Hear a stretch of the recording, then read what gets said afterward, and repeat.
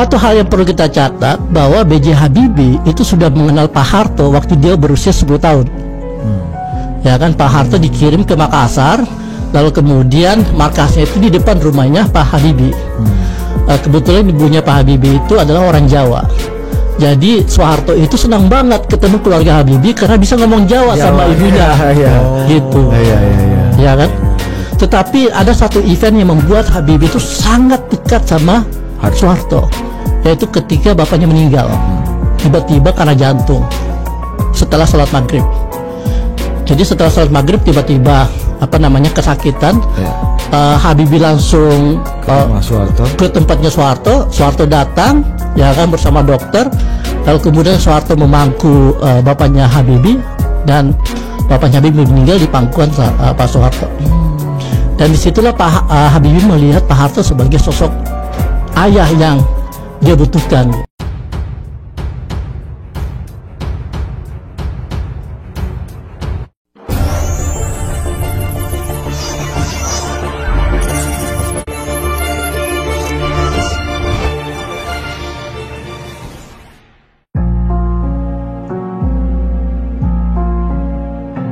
Siapa yang tidak kenal penguasa Orde Baru, Soeharto? Presiden pembangunan julukannya. Beliau ada hubungan erat dengan ayah dari B.J. Habibie. Benarkah orang tua B.J. Habibie meninggal di pangkuan Soeharto? Ayo kita kupas hingga tuntas kisah ini.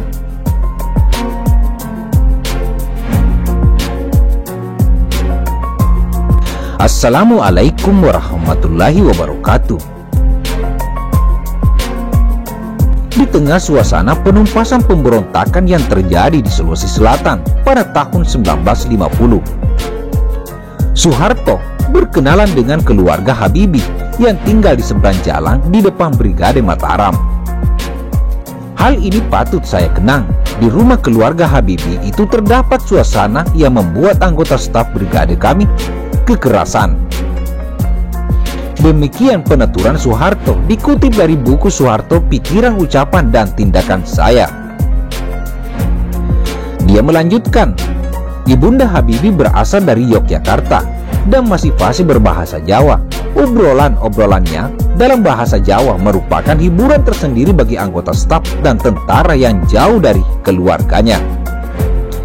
Pada suatu hari, di tengah malam, sewaktu anggota staf brigade masih tidur nyenyak, datanglah dua orang anak Habibie di asrama. Dengan tangisan yang mengharukan, mereka memberitahu bahwa ayahnya sakit keras.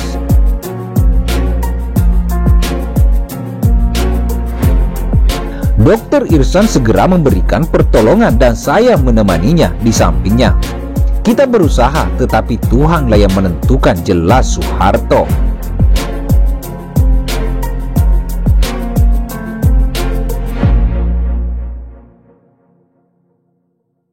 Bapak Habibie kena serangan jantung pada saat itu menjalankan sembahyang Isya dan tidak tertolong lagi. Beliau menghembuskan nafasnya yang terakhir di depan Soeharto, kata Dokter Irsan dan keluarganya. Saya berkesempatan menutup matanya sambil memohon ampun kepada Tuhan Yang Maha Esa, ucap Soeharto.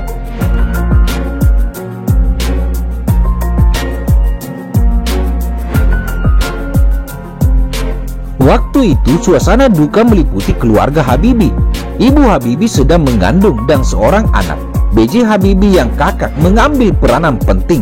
Baru belasan tahun saja umurnya waktu itu. Keluarga Brigade Mataram turut berduka cita dan membantu penguburan Bapak Habibie.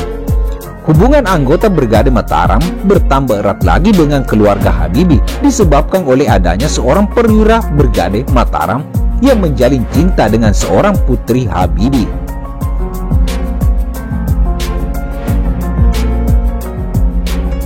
Kapten Subono kawin dengan kakak B.J. Habibie, dan dengan ini saya sebagai komandan brigade besanan dengan Ibu Habibie, jelas, kata Soeharto.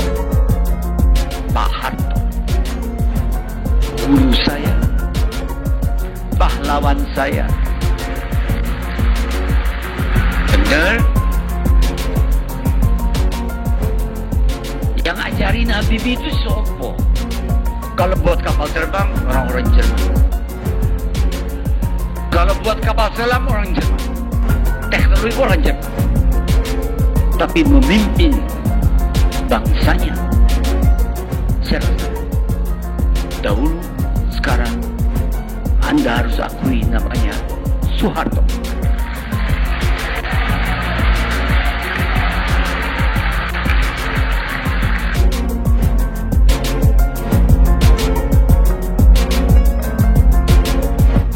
Nah, inilah kisah-kisah yang kami mencoba membagikan kepada teman-teman semua, dan mudah-mudahan kita sama-sama belajar dari sejarah. Kami dari Faktual News 77 terus akan memberikan sesuguhan informasi yang faktual, yang bersumber, bukan mengada-ngada. Inilah kisah Pak Soeharto dengan bapak dari B.J. Habibie, yang awal mulanya pertemuan Soeharto dan ayah Habibie dan juga ibunda dari Habibie.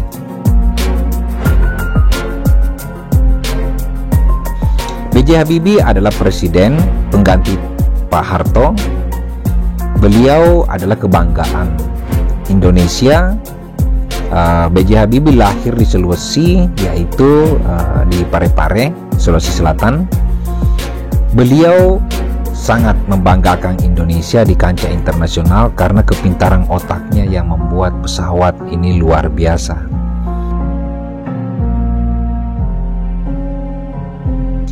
Mudah-mudahan mulai dari orang tua Pak Habibie, Pak Harto, dan juga Pak Habibie diterima amal ibadahnya oleh Allah Subhanahu wa Ta'ala.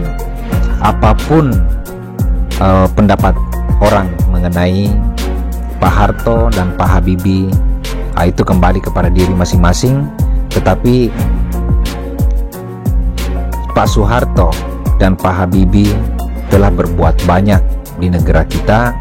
Beliau adalah orang-orang negarawan. Beliau punya peran penting di Indonesia, sehingga patutlah kita banggakan, kita kenang terus-terusan beliau-beliau sebagai pejuang-pejuang yang terbaik pada masanya.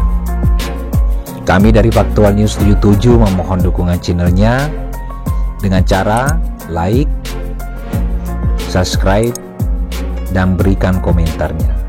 Jika memang informasi ini bermanfaat, share di teman-teman saudara, sehingga kita sama-sama mengetahui sejarah, sama-sama belajar, dan mudah-mudahan ini edukasi yang bermanfaat. Sekian dan terima kasih. Wabillahi taufiq wal hidayah. Wassalamualaikum warahmatullahi wabarakatuh.